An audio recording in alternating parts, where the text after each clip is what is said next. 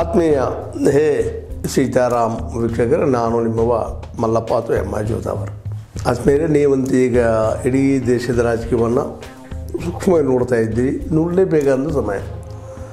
ಯಾಕಪ್ಪ ಅಂದರೆ ಈ ಸಲದ ಚುನಾವಣೆ ಬಹಳ ಮಹತ್ವದ್ದಾಗಿದೆ.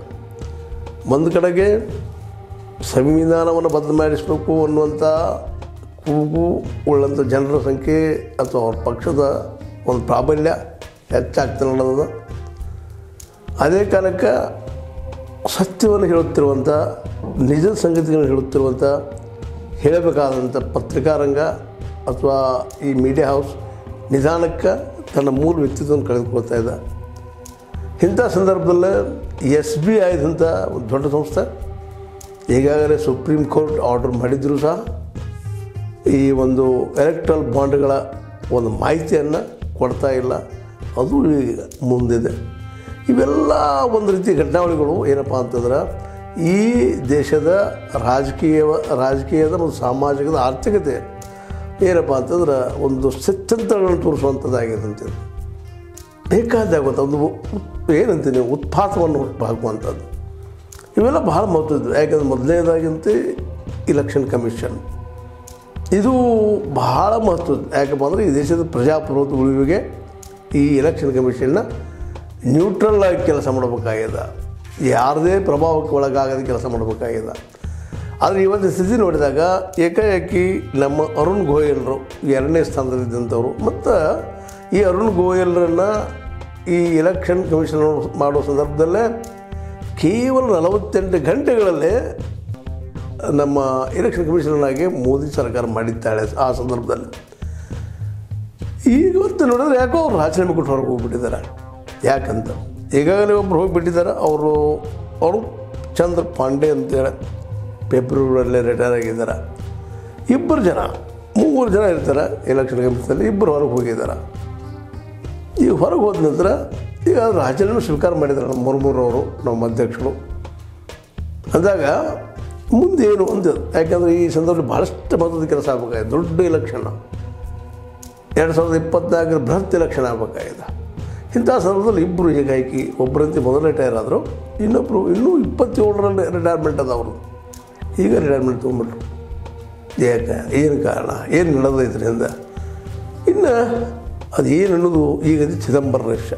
ಆದರೆ ಒಂದು ಮಾತ್ರ ಕ್ಲಿಯರ್ ಆಗಿದೆ, ಏನಪ್ಪ ಅಂತಂದ್ರೆ SBI ಇದ್ದಿದ್ದು ತನ್ನ ರಿಪೋರ್ಟನ್ನು ಅಥವಾ ಈಗೇನು ಎಲೆಕ್ಟ್ರಲ್ ಬಾಂಡ್ಗಳ ರಿಪೋರ್ಟನ್ನು ಇನ್ನೂ ಕೊಡ್ತಾ ಇಲ್ಲ, ಇನ್ನೂ ಕೊಡುವ ಪರಿಸ್ಥಿತಿಯಲ್ಲಿ ಇಲ್ಲ ಅಂತ ಅನ್ನಿಸ್ತಾ ಇದೆ. ಯಾಕಂದರೆ ಅದಕ್ಕೆ ಸಂಬಂಧಿಸಿದಂಥ ಎಲ್ಲ ಡಾಕ್ಯುಮೆಂಟ್ಗಳನ್ನು ಈಗಾಗಲೇ ತನ್ನ ವೆಬ್ದಿಂದ ಅದನ್ನು ಮಾಯ ಮಾಡಿಬಿಟ್ಟದು SBI.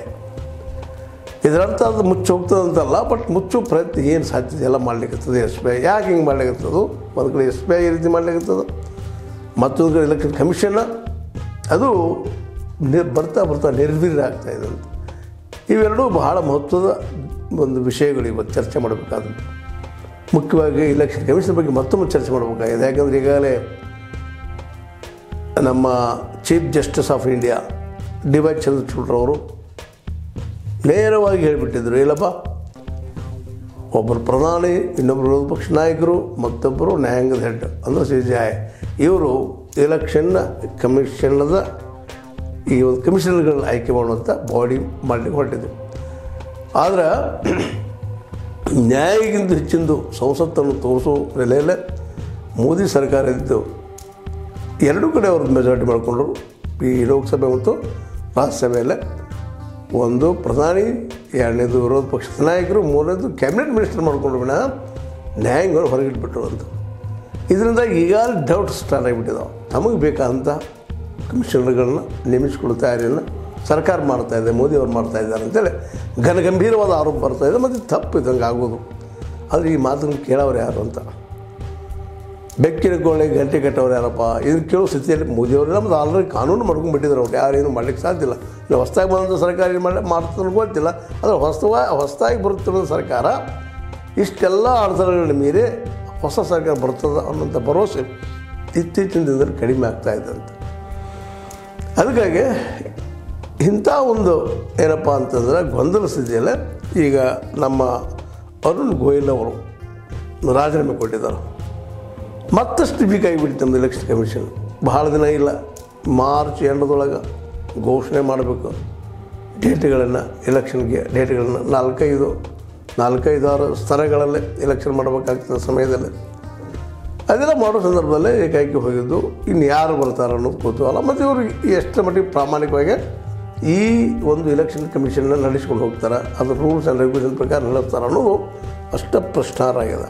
ಯಾಕಂದರೆ ನೀನು ಬರುತ್ತಿರುವಂಥ ಮುಂದಿನ ಇಬ್ಬರು ಈ ಹೊಸ ಒಂದು ಬಾಡಿಯಿಂದ ಆಯ್ಕೆ ಆಗುವಂಥವ್ರು, ಒಂದು ಪ್ರಧಾನಿ, ಇನ್ನೊಂದು ವಿರೋಧ ಪಕ್ಷ ನಾಯಕರು, ಒಂದು ಕ್ಯಾಬಿನೆಟ್ ಮಿನಿಸ್ಟರು. ಇದು 2-1 ನಿಶ್ಚಿತನ. ವಿರೋಧ ಪಕ್ಷ ಏನು ವಿರೋಧ ಮಾಡಿದರು, ಹೆಸರಿಗೆ ಮಾತ್ರ ವಿರೋಧ ದಾಖಲೆ ಆಗುವಂಥದ್ದು ವಿನಃ ಅದು ಯಶಸ್ವಿ ಆಗುವಂಥದ್ದಿಲ್ಲ. ಮೆಜಾರಿಟಿಯಾಗಿ ಅದು ಕ್ಯಾನ್ಸಲ್ ಆಗುವಂಥದ್ದಿಲ್ಲ. ಹೀಗಾಗಿ ಇದನ್ನು ನಾವು ಪ್ರಜಾಪ್ರಭುತ್ವಕ್ಕೆ ಒಂದು ಬೆದರಿಕೆ ರೂಪದಲ್ಲಿ ನಾವು ನೋಡಬೇಕಾಗಿದೆ ಇದನ್ನು. ಯಾಕಪ್ಪ ಅಂದ್ರೆ ಈ ಎಲೆಕ್ಷನ್ನ ಎಷ್ಟು ಮಹತ್ವದಪ್ಪ ಅಂದರೆ ಈಗ ಹಲವು ಚರ್ಚೆ ಮಾಡಿದ್ವಿ ನಾವು ಇದನ್ನು. ಈ ಸಲ ಅಟ್ ಎನಿ ಕಾಸ್ಟ್ ಮೋದಿಜಿಯವರು ಏನಾದರೂ 400ಗಳನ್ನು ದಾಟಿದ್ರೆ, 400ಕ್ಕಿಂತ ಹೆಚ್ಚಿಗೆ ಕ್ಯಾಂಡಿಡೇಟ್ಗಳನ್ನ ಆಯ್ಕೆ ಮಾಡ್ಕೊಂಬಂದ್ರೆ 80% ಆಗ್ತದೆ ಸಹಜವಾಗಿನ.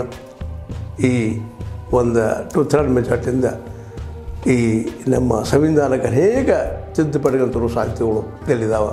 ಅದರಲ್ಲಿ 3 ಸಂವಿಧಾನಕ್ಕೆ 2/3 ಮೆಜಾರಿಟಿ ಆಯ್ತದೆ, ತಿದ್ದುವಂಥ ಸಾಧ್ಯ ಇದಾವೆ. ಅಂಥ ಸಂದರ್ಭ ಬಂದಪ್ಪ ಅಂತಂದ್ರೆ ಏನು ಬೇಕಾದ ಆಗ್ಬೋದು. ಆಲ್ರೆಡಿ ಅನಂತ್ ಕುಮಾರ್ ಹೆಗಡೆ ಅವರು ಎಲ್ಲರೂ ತಮ್ಮ ಪ್ರಚಾರ ಹೇಳ್ಕೊಳ್ತಾ ಇದ್ದಾರೆ. ಅವರು ನಮ್ಮ 400 ದಾಟಿಸ್ಕೊಡ್ರಿ, ನಾವು ಸಂವಿಧಾನ ಬದ್ಧ ಮಾಡ್ತೀವಿ, ಇದ್ದಿದ್ದಂಥ ಸಂವಿಧಾನ ತಪ್ಪದ, ಇದು ಕಾಂಗ್ರೆಸ್ಗೆ ತಮ್ಮ ಬೇಕಂತ ಬರ್ಕೊಂಡು ಸಂವಿಧಾನ ಅದ. ಏನು ಅವ್ರ ಮನಸ್ಸಿಗೆ ಬಂದಾಗ ಮಾತಾಡ್ತಾ ಇದ್ದಾರೆ. ಇಲ್ಲಿ ಕಾಂಗ್ರೆಸ್ಸಿಗರು ಬರೆದಿದ್ದಲ್ಲ, ಮುಖ್ಯವಾಗಿ ಬರೆದಿದ್ದಿಲ್ಲ ಅಂಬೇಡ್ಕರ್ ಅವರು. ಅದಕ್ಕೆ ಮತ್ತೆ ಉತ್ತರ ಕೊಡ್ತಾರೆ, ಇಲ್ಲ ಅಂಬೇಡ್ಕರ್ ಅವರು ಕಾಂಗ್ರೆಸ್ಸಿನ ಒತ್ತಡದಲ್ಲಿ ಇದನ್ನು ಬರೆದಿದ್ದಾರೆ ಅನ್ನುವಂಥ ಮಾತನ್ನು. ಒಟ್ಟಿನಲ್ಲೇ ನಾವು ತಿಳ್ಕೊಂಡಷ್ಟು ಸರಳ ಇಲ್ಲ, ಸುಲಭ ಇಲ್ಲ ಈ ಸಲ ಚುನಾವಣೆ.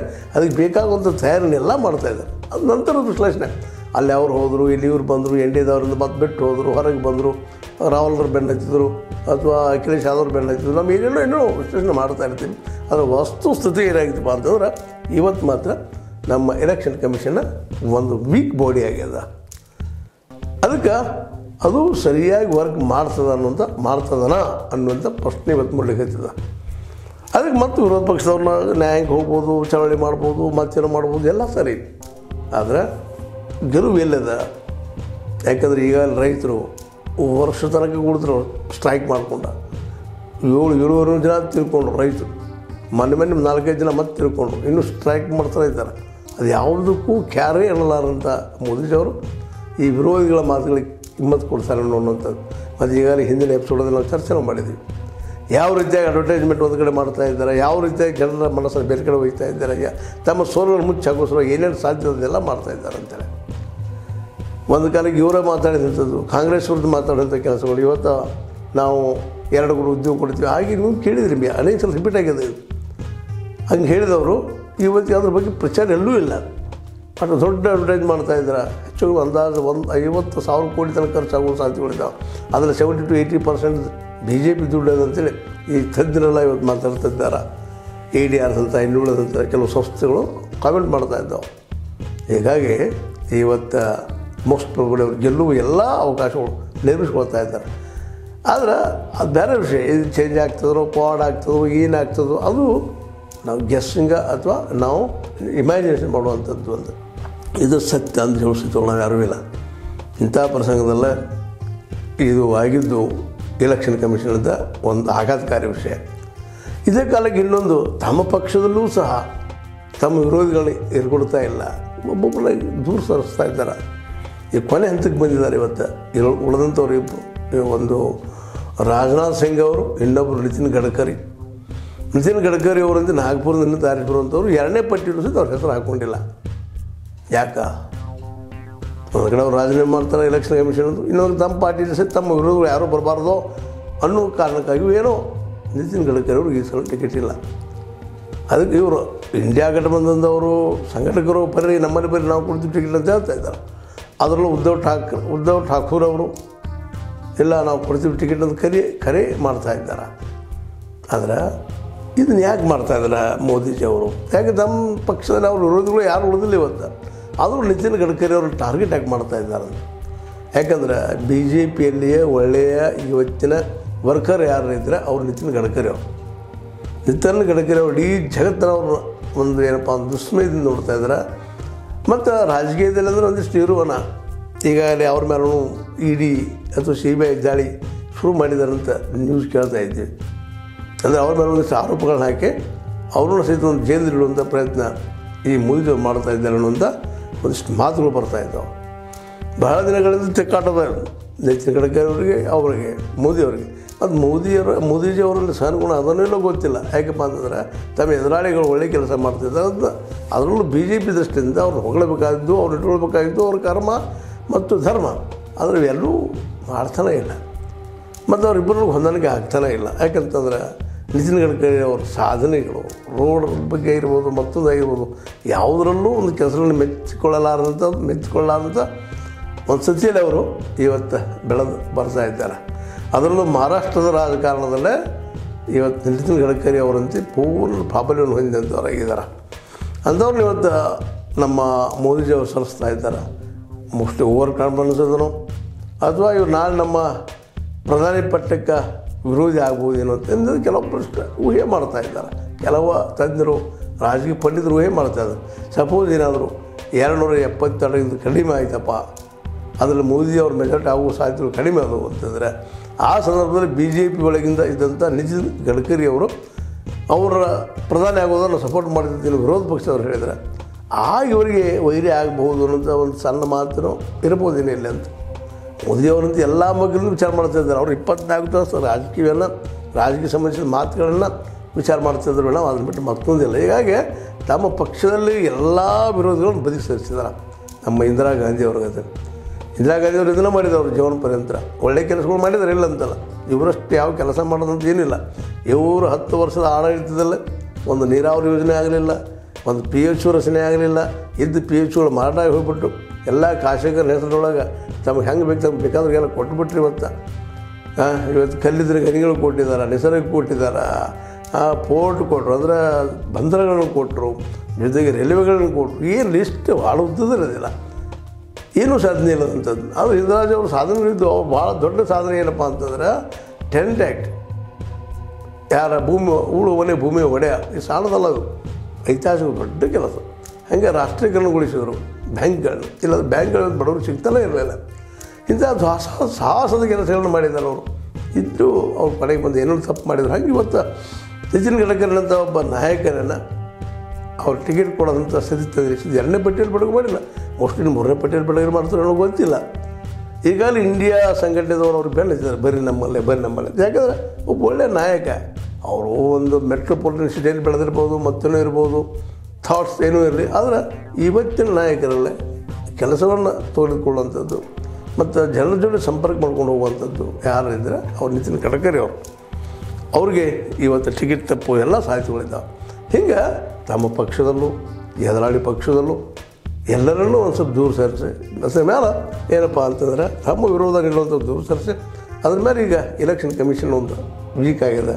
ಅದ್ರ ಇನ್ನಿಬ್ಬರನ್ನು ತಂದು ಹಾಕಿ ತಮಗೆ ಬೇಕಾದಂಗೆ ಎಲೆಕ್ಷನ್ನ ಮಾಡಬಹುದೇನೋ ಅನ್ನುವಂಥದ್ದು ಒಂದು ಆತಂಕ ಈ ದೇಶದ ಪ್ರಜಾಪ್ರಭುತ್ವವಾದಿಗಳಿಗೆ ಮತ್ತು ಚಿಂತಕರಿಗೆ ಭಾಳ ತಲೆನೋವಾಗಿ ಪರಿಣಮಿಸಿದಂಥ ಇದು ಹೊಸ ಬೆಳವಣಿಗೆ ಅಂತೇನಲ್ಲ. ಮೊದಲಿಂದ ಇರ್ತಿದ್ದು ನಿತಿನ್ ಗಡ್ಕರಿ ಅವ್ರು ಟಿಕೆಟ್ ಸಿಗಲಿಕ್ಕಿಲ್ಲ ಅಂತಾದರೂ ಈ ಕೊನೆ ಹಂತಕ್ಕೆ ಬಂದಾಗ ಅಷ್ಟು ಸಿಗಲಿಕ್ಕಿಲ್ಲ ಅನ್ನುವಂಥ ಮತ್ತಷ್ಟು ಗಟ್ಟಿ ಆಗ್ತಾಯಿದೆ. ಇದಕ್ಕೆಲ್ಲ ನಾವು ಏನಪ್ಪ ಹಿಂಗೆ ಹೋದ್ರೆ ಹೆಂಗೆ ಅಂತ ಏನಿಲ್ಲ ನೋಡಿರಿ. ರಾಜಕೀಯ ತನ್ನಷ್ಟ ಏನೋ ನಡೀತಾ ಇರ್ತದೆ. ಮತ್ತು ನಾವು ಹಿಂಗೆಲ್ಲ ಮಾಡಿದ್ರೆ ಇನ್ನೊಬ್ಬರು ನಮ್ಮ ಎದುರಾಳಿಗಳು ಪೂರ್ತಿಯಾಗಿ ನಾವು ದಂಡಿಗೆ ಸರಿಸ್ಬೋದು ಅಂತ ನಮ್ಮ ಲೆಕ್ಕಾಚಾರ ಓದಿಲ್ಲ ಅಂತಲ್ಲ. ಇದನ್ನು ಇಂದಿರಾ ಗಾಂಧಿಯವರು ಮಾಡಿ ಕೊನೆಗೆ ಇವತ್ತು ಕಾಂಗ್ರೆಸ್ನ ಯಾವ ಮಟ್ಟಕ್ಕೆ ತಂದಿದ್ರು. ಇವತ್ತು ಬೀದಿ ನಮ್ಮ ರಾಹುಲ್ ಗಾಂಧಿಯವರು ತಿರುಗುವಂಥ ಪರಿಸ್ಥಿತಿ ತಂದಿದ್ರು. ಮತ್ತು ಅದು ಆಗಿದ್ದು ಒಳ್ಳೆಯದನ್ನು. ಯಾಕಪ್ಪ ಅಂತಂದ್ರೆ ಎಲ್ಲರೂ ಇದನ್ನು ಪಾಠ ಕಲಿಬೇಕಾಗಿದೆ. ಇವತ್ತು BJPಗೂ ಪಾಠ ಕಲಿಬೇಕಾಗಿದೆ. ಇಂಥ ಒಬ್ಬ ನಾಯಕರಿದ್ದಾರೆ ಅಂದರೆ ಏನಾಗ್ಬೋದು ಭವಿಷ್ಯದಲ್ಲೇ. ಕಾಂಗ್ರೆಸ್ ಇವತ್ತು ಬಂದಂಥ ಸ್ಥಿತಿ ಬಂದ ಅವತ್ತು ಮತ್ತೆ ಹೊಸ ನಾಯಕ ಹುಟ್ಟೋದು ಮತ್ತೊಂದು ಪ್ಲಾಟ್ಫಾರ್ಮ್ ಆಗ್ಬೋದೇನೋ ಹೇಳಲಿಕ್ಕೆ ಸಾಧ್ಯ ಇಲ್ಲ. ಯಾಕಪ್ಪ ಅಂತಂದ್ರೆ ಇವತ್ತು ಅನಿವಾರ್ಯವಾಗಿ ಗಾಂಧೀಜಿಯವರು ತುಳಿದಂಥ ಹಾದಿಯಲ್ಲೇ ಇವತ್ತು ನಮ್ಮ ರಾಹುಲ್ ಗಾಂಧಿಯವರು ಹೆಜ್ಜೆ ಇಡ್ತಾ ಇದ್ದಾರೆ. ಇದರಿಂದಾಗಿ ದೇಶಕ್ಕೆ ಒಳ್ಳೆಯದನ್ನು. ಯಾಕಪ್ಪ ಅಂತಂದ್ರೆ ನಾಯಕರು 4 ಗೋಡೆಗಳ ಮಧ್ಯದಿಂದ ಹುಟ್ಟುವುದಿಲ್ಲ ಅನ್ನೋದು ಅಷ್ಟು ಸತ್ಯದ. ಅದು ನಾಯಕರು ಹುಟ್ಟೋದು ಜನರ ಮಧ್ಯದಿಂದ. ಇಲ್ಲಿವರೆಗೆ ಬಂದಂಥ ಅನೇಕ ನಾಯಕರು ಈ ಕಾಂಗ್ರೆಸ್ನಲ್ಲ, ವಿಶೇಷವಾಗಿ ಎಲ್ಲರೂ 4 ಗೋಡೆಗಳಿಂದ ಬೆಳೆದಂಥವ್ರು, ಶ್ರೀಮಂತ ಕುಟುಂಬಗಳಿಂದ ಬೆಳೆದಂಥವ್ರು. ಹೀಗಾಗಿ ಈ ದೇಶದ ನಾಡಿ ಮಿಡಿತವನ್ನು ತಿಳಿದುಕೊಳ್ಳುವಲ್ಲೇ ವಿಫಲರಾಗಿದ್ದಾರೆ ಅನ್ನೋದು ಅಷ್ಟು ಸತ್ಯದ. ಆದರೆ ಇತ್ತೀಚೆಗೆ ರಾಹುಲ್ ಗಾಂಧಿಯವರು ಮಾತ್ರ ಪ್ರತಿ ಭಾರತೀಯನಿಗೂ ಭೇಟಿಯಾಗುವಂಥ ಒಂದು ಸಾಹಸ ಮಾಡ್ತಾ ಇದ್ದಾರೆ. ಅವ್ರ ಸಮಸ್ಯೆಗಳು ತಿಳ್ಕೊಳ್ಳುವಂಥ ಪ್ರಯತ್ನ ಮಾಡ್ತಾ ಇದ್ದಾರೆ. ಈಗಾಗಲೇ ಕೆಲವೊಂದವ್ರ ಗ್ಯಾರಂಟಿಗಳ ಒಂದು ಮ್ಯಾನಿಫೆಸ್ಟೋ ನೋಡಿದಾಗ ಹೌದಪ್ಪ ಇವರಲ್ಲಿ ಏನೋ ಒಂದು ಪ್ರಾಮಾಣಿಕತೆ ಕಾಣಲಿಕ್ಕಂಥ ವಾತಾವರಣ ನಿರ್ಮಾಣ ಮಾಡಿದ್ದಾರೆ. ಆದರೆ ಇವೆಲ್ಲನೂ ಈ ನ್ಯಾಯಯಾತ್ರೆ ಆಗಿರ್ಬೋದು, ಅಖಿಲೇಶ್ ಮತ್ತು ತೇಜಸ್ವಿ ಅವರು ಒಂದಾಗಿರ್ಬೋದು, ಇನ್ನುಳಿದವರು ಹೋರಾಟ ಮಾಡ್ತಾ ಇರುವಂಥದ್ದಾಗಿರ್ಬೋದು, ಇವೆಲ್ಲ ನಮ್ಮ ಮೋದಿಜಿಯವರಿಗೆ ಒಂದು ರೀತಿ ಹಿಂಬರಿತಿಯನ್ನು ನೀಡ್ತಾ ಇದ್ದರೆ, ಅದೇ ಕಾಲಕ್ಕೆ ಈ ಘಟನೆಗಳು, ಈ ನಡೆಯುತ್ತಿರೋಂಥ ಘಟನೆ ತಮ್ಗೆ ಬೇಕಾದಾಗಿ ಚುನಾವಣೆ ಒಯ್ಯುವಂಥ ದಿಶೆಯಲ್ಲಿ ಮುನ್ನಡೆದು ನೋಡಿದಾಗ ಮೋದಿಯವರು ಇವ್ರನ್ನೆಲ್ಲರ ಒಂದು ವಿಚಾರಗಳನ್ನು ಮೀರಿ ತಾವು ಬೆಳೆದು ನಿಲ್ಲುವಂಥ ಎಲ್ಲ ಸಾಹಸ ಮಾಡ್ತಾ ಇದ್ದಾರೆ ಅನ್ನೋದು ಸ್ಪಷ್ಟ ಆಗ್ತಾ ಹೋಗ್ತಾರೆ. ಇದೆಲ್ಲ ಒಟ್ಟಿನಲ್ಲಿ ಯಾವುದೇ ರೀತಿಯಾದರೂ ಶತಾಯಗತೆ ಮಾಡಿ ಅಧಿಕಾರ ಹಿಡಿಬೇಕು, ಅದು ತನ್ನ ಕೈಯೊಳಗೆ ಉಳಿಬೇಕು. ಇದು ಭಾಳ ಮಹತ್ವದ. BJP ಹಿಡಿಬೇಕು ಮಾಡಬೇಕು ಅನ್ನೋದಕ್ಕಿಂತಲೂ ಮೋದಿಜಿಯವ್ರ ಕೈಯೊಳಗೆ ಉಳಿಬೇಕು ಅನ್ನೋಂಥದ್ದು ಮೋದಿಯವರ ಒಂದು ಮನದಾಳದ ಮಾತು. ಯಾಕಪ್ಪ ಅಂತಂದ್ರೆ ಈ ಮನಸ್ಸಲ್ಲಿ ಅವ್ರಿಗೆ ಇರೋದು ಒಂದು ಹೆಂಗಾದ್ರೂ ಆಗಲಿ ಎದುರಾಳಿಗಳಿಂದ ನಮ್ಗೆ ವಿರೋಧ ಬರಬೇಕಾಗಿಲ್ಲ, ಮತ್ತು ನಮ್ಮ ಪಾರ್ಟಿ ಬರೋದು ಬೇಕಾಗಿಲ್ಲ ಅನ್ನೋದು ನಾವೀಗ ಚರ್ಚೆ ವಿಷಯವನ್ನು ಇಟ್ಕೊಂಡಿದ್ದೀವಿ. ಮತ್ತೀಗ ಯಾಕಪ್ಪ ಅಂತಂದ್ರೆ ಒಂದು ಕಡೆ ಈ ಒಂದು ಎಲೆಕ್ಷನ್ ಕಮಿಷನದ್ದು ಕಮಿಷನರ್ ನಮ್ಮ ಅರುಣ್ ಗೋಯಲ್ ಅಂತವರು ತಾವು ರಾಜೀನಾಮೆಗಳು ಯಾವ ಕಾರಣ ಗೊತ್ತಿಲ್ಲ, ಅವ್ರ ಆರೋಗ್ಯ ಚೆನ್ನಾಗಿದೆ, ಎಲ್ಲ ಚೆನ್ನಾಗಿದೆ ಅಂತ ಹೇಳ್ತಾ ಇದ್ದಾರೆ. ಆದರೆ ರಾಜೀನಾಮೆ ಕೊಟ್ಟರು, ಅದೊಂದು ವ್ಯಾಕೆಂಟ್ ಆಯಿತು. ಈಗ ರಿಟೈರ್ ಆಗ್ಯಾರ ಅನೂಪ್ ಚಂದ್ರ ಪಾಂಡೆ ಅವರು. ಇನ್ನು ಉಳಿದವರು ಒಬ್ಬರ ರಾಜೀವ್ ಕುಮಾರ್ ಎಲೆಕ್ಷನ್ ಕಮಿಷನರ್ ಮೇನ್. ಇವರ ಇದ್ದಂಥವ್ರು ಯಾವ ರೀತಿಯಾಗಿ ಚುನಾವಣೆ ಮಾಡ್ಬೋದು, ಇವ್ರ ಜೊತೆ ಇನ್ನು ಇಬ್ಬರು ಯಾರು ಬರ್ಬೋದು, ಇನ್ನು ಮುಂದಿನ ದಿನದಲ್ಲಿ ಈ ವಾರದಲ್ಲಿ ತಿಳಿಬೋದು ಏನೋ ಅಂತ ಅನ್ನಿಸ್ತಾ ಇದೆ. ಯಾಕಪ್ಪ ಅಂದ್ರೆ ಟೈಮ್ ಭಾಳಿಲ್ಲ ರೀ. ಇಲ್ಲಂದ್ರೆ ಇದು ಪರಿಸ್ಥಿತಿ ಏನಾಗ್ತದೆ ನೋಡ್ಬೇಕು. ಎಲ್ಲಾಗಿದು ಮುಖ್ಯಪ್ಪ ಅಂತಂದ್ರೆ ಏನಾಗ್ತದೆ ಗೊತ್ತಿಲ್ಲ. ಎಲ್ಲಾಗಿದು ಮುಖ್ಯ ಏನಪ್ಪ ಅಂದ್ರೆ ಈ ನಮ್ಮ ಸುಪ್ರೀಂ ಕೋರ್ಟದ ಜಡ್ಜ್ಮೆಂಟ್ ಏನು ಬರ್ತದೆ ಈ ವಿಶೇಷವಾಗಿ ಎಲೆಕ್ಟ್ರಲ್ ಬಾಂಡ್ ಸಲುವಾಗಿ.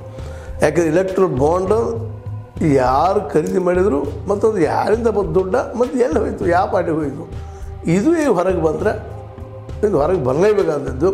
ಅದಕ್ಕೆ ಹೊರಗೆ ಬಂದರೆ ಮೋದಿಯವರಿಗೆ ಇನ್ನೂ ನಿಜವಾಗಿ ಇವರು ಏನೋ ಪ್ಲ್ಯಾನ್ ಮಾಡ್ತಾ ಇದ್ದಾರೆ, ಏನೋ ವರ್ಕ್ ಮಾಡಿದ್ದಾರೆ. ರಾಮ ಮಂದಿರ ತಮಗೆ ಬೇಕಾದ ಉಪಯೋಗ ಮಾಡ್ಕೊಳ್ತಾ ಇದ್ದಾರೆ. G20 ಘಟನೆ ತಮ್ಮ ಬೇಕಾದ ಉಪಯೋಗ ಮಾಡ್ತಾ ಇದ್ದಾರೆ. ಅದನ್ನು ಹೈಲೈಟ್ ಮಾಡ್ತಾ ಇದ್ದಾರೆ, ನಾವು ಸಾಧನೆ ಮಾಡಿದ್ದೀವಿ ಅಂತೇಳಿ. ಇನ್ನೂ ಅನೇಕ ಇಂಥ ಘಟನೆಗಳು ತೊಗೊಂಡು ಅಡ್ವರ್ಟೈಸ್ಮೆಂಟ್ ಮಾಡ್ತಾಯಿದ್ದಾರೆ. ಚಂದ್ರಯಾನ ಮಾಡಿದ್ದು ನನ್ನಿಂದ ಆಯಿತು ಅನ್ನುವಂಥ ಒಂದು ವಿಶೇಷವಾದ ಪ್ರಭಾವ ಬೀರುವಂಗೆ ಜನಸಾಮಾನ್ಯರಲ್ಲಿ ಪ್ರಯತ್ನ ಮಾಡ್ತಾ ಇದ್ದಾರೆ. ಚಂದ್ರಯಾನ, G20 ಜೊತೆಗೆ ಇನ್ನೂ ಅನೇಕ ಇತ್ತ. ಮತ್ತು ಇದು ಯಾವುದು ಅಯೋಧ್ಯ ರಾಮ ಮಂದಿರ, ಅದ್ರ ಜೊತೆಗೆ ಅವರ ಅಯೋಧ್ಯ ರಾಮ ಮಂದಿರ ಜೊತೆ 370 ಇವುದನ್ನು ಏನು ಹೇಳ್ತಾ ಹೊಂಟಿದ್ದಾರೆ. ತಮ್ಮ ಸೋಲುಗಳನ್ನೆಲ್ಲೂ ಹೇಳ್ತಾ ಇಲ್ಲ. ತಮ್ಮ ಸೋಲುಗಳನ್ನೆಲ್ಲ ಈ ಒಂದು ಅದ್ಭುತ ಪ್ರಚಾರ ತಂತ್ರದಿಂದ ಈಗ ನಿಮ್ಗೆ ಹಿಂದಿನ ಎಪಿಸೋಡಲ್ಲಿ ಹೇಳಿದ್ದೀನಿ ನಾನು ನಿಮ್ಗೆ, ವಿದೇಶಿ ಕಂಪ್ನಿಗಳ ತಂದ ಇನ್ನೂ ಸುಂದರವಾಗಿ ಚಮಕ್ ಅನ್ನುವಂಗೆ ಮಾಡುವಂಥದ್ದು ಶೈನಿಂಗ್ ಇಂಡಿಯಾ ಯಾವ ರೀತಿಯಾಗಿ ಮಾಡಿದ್ರು ನಮ್ಮ ಯಾರಪ್ಪ ಎಲ್.ಕೆ. ಅದ್ವಾನಿ ಮತ್ತು ವಾಜಪೇಯಿ ಅವರು ಅಷ್ಟು ಮಾಡಿದ್ರು ಸೋದರು. ಬಟ್ ಈ ಸಲ ಹಂಗೆ ಸೋಲು ಅವಕಾಶಗಳು ಕಡಿಮೆ ಅಂತ ಭಾಳ ಜನ ವಿಶ್ಲೇಷಿಸ್ತಾ ಇದ್ದಾರೆ. ಅದರಲ್ಲೂ ಮೋದಿ ಹಿಂಬಾಲಕರಿಂದ ಸಾಧ್ಯತೆ ಇದನ್ನು ಗೆಲ್ತೀವಿ ಅನ್ನೋಂಥ ಮಾತು ಮಾತಾಡ್ತಾ ಇದ್ದಾರೆ.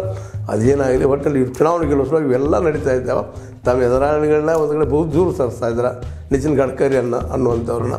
ಮತ್ತು ವಿರೋಧ ಪಕ್ಷಗಳಿಗೆ ಅವಕಾಶ ಸಿಗದಂಗೆ ಎಲೆಕ್ಷನ್ ಕಮಿಷನ್ನ ತಮ್ಮ ಮಂದಿರ 3 ಮಂದಿರ ಅಂತ ಒಂದು ವ್ಯವಸ್ಥೆ ಮಾಡ್ಕೊಳ್ತಾ ಇದ್ದಾರೆ.